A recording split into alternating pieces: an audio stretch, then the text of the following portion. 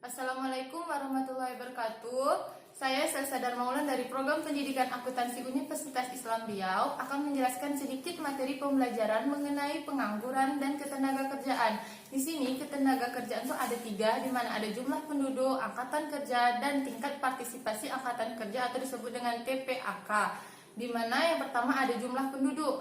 Jumlah penduduk di sini adalah banyaknya orang yang menempati dalam suatu wilayah negara, itu disebut dengan jumlah penduduk. Kalau misalnya angkatan kerja, yaitu di mana penduduk dalam usia 15 tahun ke atas yang tidak bekerja maupun yang sedang bekerja. Sedangkan di situ ada namanya tingkat partisipasi angkatan kerja, itu menggunakan rumus dalam menghitung TPAK, di mana angkatan kerja dibagi dengan jumlah penduduk dikali dengan 100. Terus ada lagi namanya kesempatan kerja dan juga ada pengangguran. Kesempatan kerja di mana tersedianya lapangan pekerjaan angkatan yang membutuhkan pekerjaan.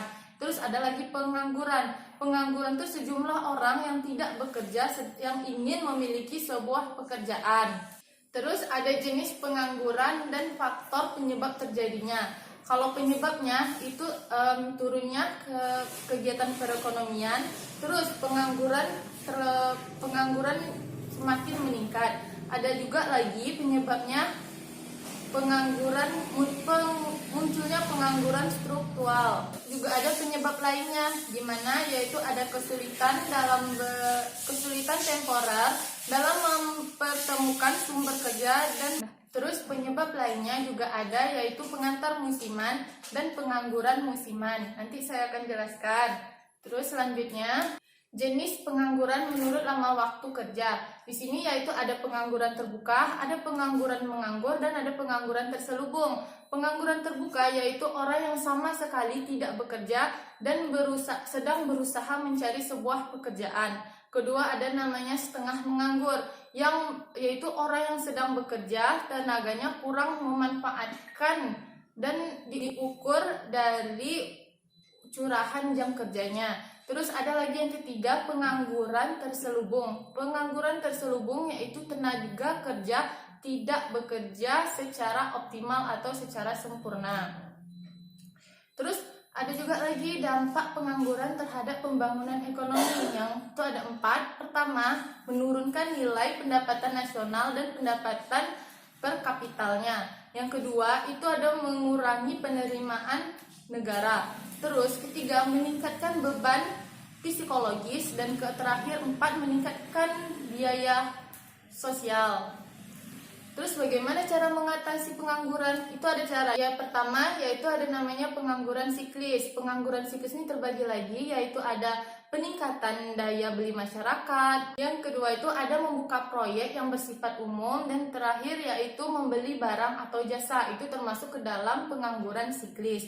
Yang kedua ada lagi pengangguran struktural, di mana pengangguran struktural itu seperti pendidikan dan pelatihan tenaga kerja itu disediakan. Terus meningkatkan mobilitas atau daya yang kita miliki, kemampuan yang kita miliki sebagai tenaga kerja.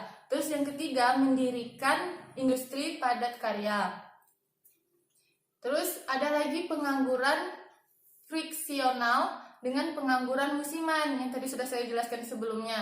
Pengangguran friksional yaitu mengusahakan informasi yang lengkap tentang mengenai suatu pekerjaan lapangan atau terbukanya lapangan pekerjaan, atau juga bisa disebut dengan permintaan atau penawaran tenaga kerja. Kedua ada menyusun rencana penggunaan tenaga kerja sebaik mungkin. Keempat itu adanya pengangguran musiman. Pengangguran musiman di sini yaitu pemberian informasi yang jelas tentang adanya lowongan pekerjaan atau tersedianya lapangan pekerjaan. Yang keduanya ada peningkatkan keterampilan tenaga kerja.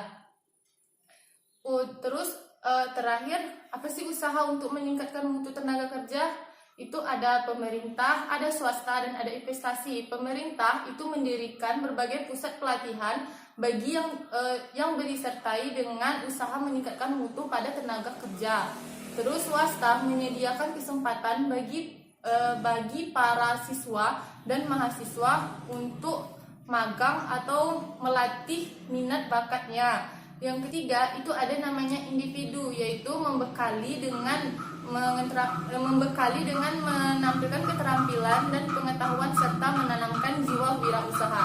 Sekianlah materi yang dapat saya sampaikan mengenai pengangguran dan ketenaga kerjaan.